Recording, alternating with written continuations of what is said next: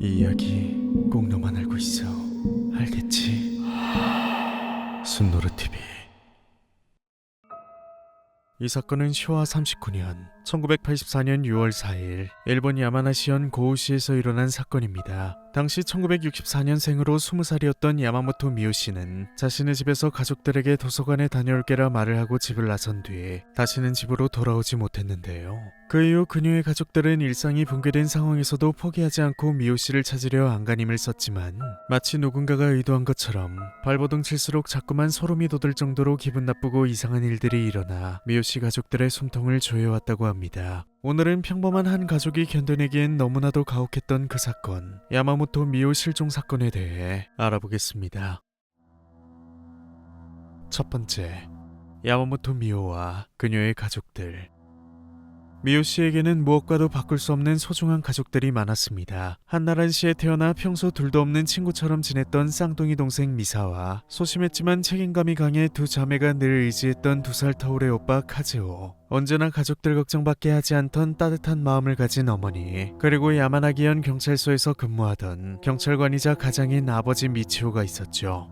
그런데 쌍둥이 자매가 고3이던 1982년 가을, 먼저 대학을 다니던 오빠 카즈오가 안타깝게도 오토바이 교통사고를 당해 세상을 뜨게 되면서 가족들은 큰 슬픔을 겪어야 했다는데요. 그런 힘든 상황 속에서도 이미 철이 든 두 자매는 자신들마저 계속 슬픔 속에 빠져 있으면 부모님이 더 상심할 거라 생각해 더욱 공부에 집중했고 1년 뒤에 둘 다 대학 진학에 성공했다 합니다. 그런데 동생 미사는 자신의 고향인 야마나시현 내의 대학에 붙었지만 언니 미요 씨는 이보다 더 좋은 도쿄에 위치한 대학에 붙었다고 하는데요. 하지만 미요 씨는 가족들의 여러 가지 사정을 고려해 도쿄에 있는 대학을 포기했고 동생처럼 야마나시현에 있는 한 간호대학교에 다녔다고 합니다. 하지만 미요 씨는 막상 간호대학을 다녀보니 자신의 적성과는 맞지 않았고 결국 1년 만에 재수를 생각하게 되었다고 하는데요. 그리고 실종되었던 날인 1984년 6월 4일, 적성에 맞는 직업을 찾기 위해 빌린 책을 반납하기 위해 도서관으로 향하게 되죠. 그런데 도서관까지는 거리가 멀어 평소 타고 다니던 자신의 오토바이를 타고 나갔다고 합니다. 그런데 밤 늦게까지 미요 씨가 집에 들어오지 않았고 그녀의 가족들은 바로 다음날 실종 신고를 했다고 하는데요. 그리고 그 바로 다음 날인 6월 6일, 경찰은 고우역 앞에 세워져 있는 미요 씨의 오토바이를 발견하게 됩니다. 이후 경찰은 미요 씨가 이곳에 온 것은 분명해 보이니 그 일대를 중심으로 미요 씨의 행방을 찾기 시작했는데 다음날 뜬금없이 니가타현의 카시와사키 아라마 해안에서 미요 씨의 신상 정보와 지갑이 든 가방을 습득했다는 연락이 가족들에게 전해졌다고 하는데요. 너무나도 이상한 일이었습니다.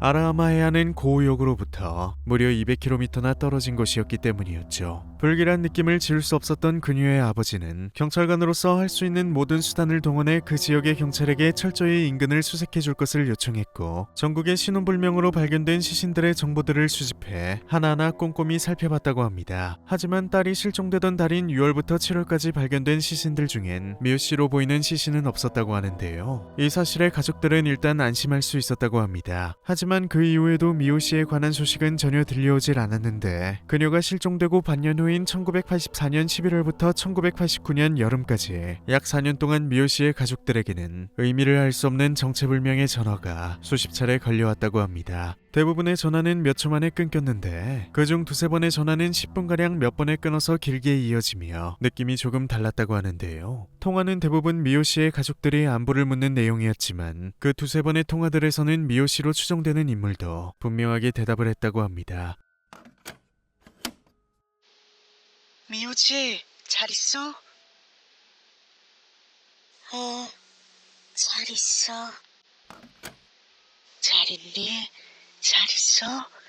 어서 집으로 돌아오렴.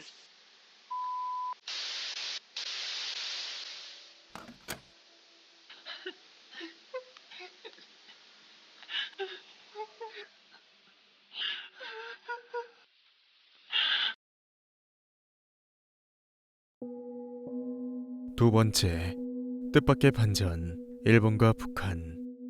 2000년대에 들어서야 일본 국민들은 1970년대와 80년대에 도저히 이해할 수 없는 실종 사건들이 많았다는 것을 깨닫게 되는데요. 그 계기로 당시 일본 총리이던 고이즈미 주니치로가 2002년 9월 북한을 방문해 북일 정상회담이라는 이례적인 만남을 가지게 되면서입니다. 고이즈미 총리는 방북 당시 일본과 북한의 국가적인 이해관계와 더불어 북한 공작원들에 의해 납치된 일본인들을 풀어줄 것을 강하게 요청했는데 당시 일본인들은 이런 사실이 있었다는 것조차 모르는 경우가 대부분이었다고 하는데요. 실제로 이때 북한은 납북 사실을 모두 인정하며 일본에게 사과했습니다. 그런데 북한이 일본인들을 납치한 이유는 다름 아닌 한국에 스파이를 보내기 위함이었다고 합니다.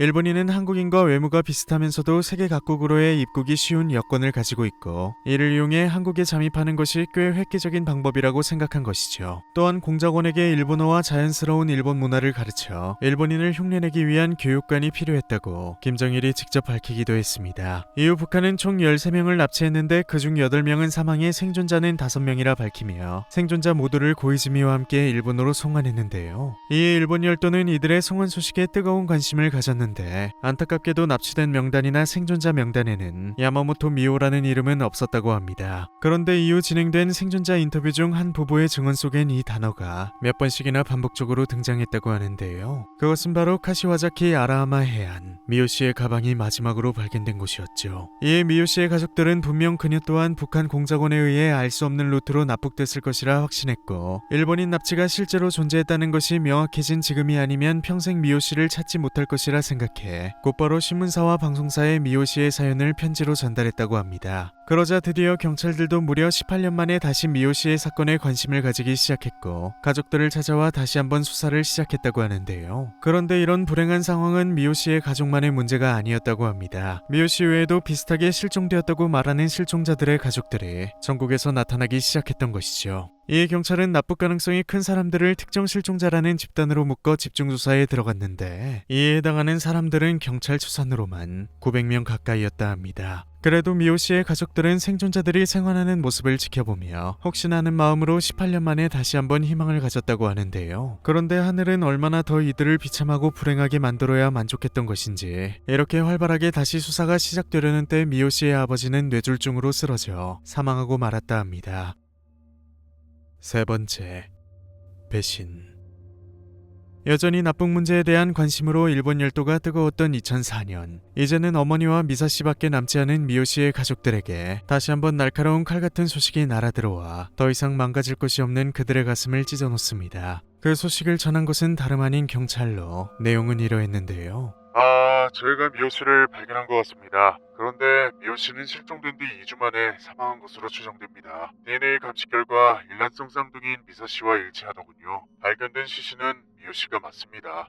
이게 대체 무슨 이야기일까요? 미사씨와 그녀의 어머니는 곧바로 경찰서로 향했습니다. 그리고 그곳에서 상식적으로 이해할 수 없는 황당한 이야기를 듣게 되죠. 경찰의 주장은 이랬습니다. 미호씨가 실종된 지 불과 2주 뒤 가방이 발견된 카와자키보다 위쪽 지방인 야마가타현에서 의문의 시신이 해안에 떠밀려와 지나가던 관광객이 그것을 발견해 신고했다 합니다. 이후 경찰은 사인을 알아내기 위해 시신을 부검했고 그 결과 사인은 스스로 바다에 뛰어들어 익사로 판명했다 하는데요. 그리고 유류품 몇 가지를 제외하고 시신은 화장해버렸다고 합니다. 그런데 부검을 진행했던 교수는 시신의 골수 일부를 사적으로 채취해 자신의 책상에 보관해뒀는데 교수가 퇴직한 이후 뒤늦게 샘플이 발견되어 누구의 것인지 다시 DNA 검사를 해보니 일란성 쌍둥이인 미사씨의 DNA와 일치하는 결과가 나왔다고 합니다. 때문에 화장되어 버린 시신이 미호씨였다는 것이 경찰의 주장이었죠. 하지만 그녀의 가족들은 절대 그것이 미호씨일 리가 없다고 단언했다 하는데요. 그 이유는 경찰이 제공한 부검서와 유류품은 자신이 야마모토 미호가 아니라 말하고 있었기 때문입니다. 우선 부검서에는 키가 165cm에서 170cm로 추정된다고 되어 있었는데 미호씨의 키는 159cm로 상당한 차이가 있었고 속옷 사이즈와 허리 사이즈, 바지 사이즈, 그리고 실종 당시 입고 나갔던 옷의 디자인까지 전부 달랐다고 합니다. 그녀의 동생과 어머니는 당연히 이 모든 사실을 인정할 수 없다고 주장했고 또 그 당시엔 경찰인 아버지가 미확인 시신들을 모두 확인하고 있을 때인데 미호씨가 맞다면 알아보지 못했을 리가 없었을 것이라 말하기도 했습니다. 그리고 또 왜 왜 가족들의 허락도 없이 DNA 검사를 진행했는지 등 많은 의문을 제기했지만 경찰은 이에 대해 제대로 된 답변을 하기는커녕 질문을 회피했고 논의보다는 통보하는 식의 태도를 취하며 사건을 종결시키려 했다는데요. 이런 무책임한 경찰의 태도는 2023년이 되어서도 진실을 꼭 밝혀달라고 외치는 야마모토 미사씨를 만들고 말았습니다. 미사씨와 그의 어머니는 여전히 북한엔 돌아오지 못한 일본인들이 존재하며 정부는 이 사실을 외면해선 안 된다고 외치고 있죠.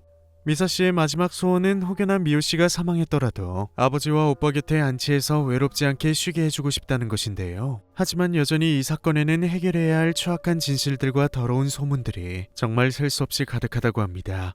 1984년 6월 4일 고우역에서 오토바이를 세워두고 도서관으로 향하던 미호씨에게는 대체 무슨 일이 있었던 걸까요?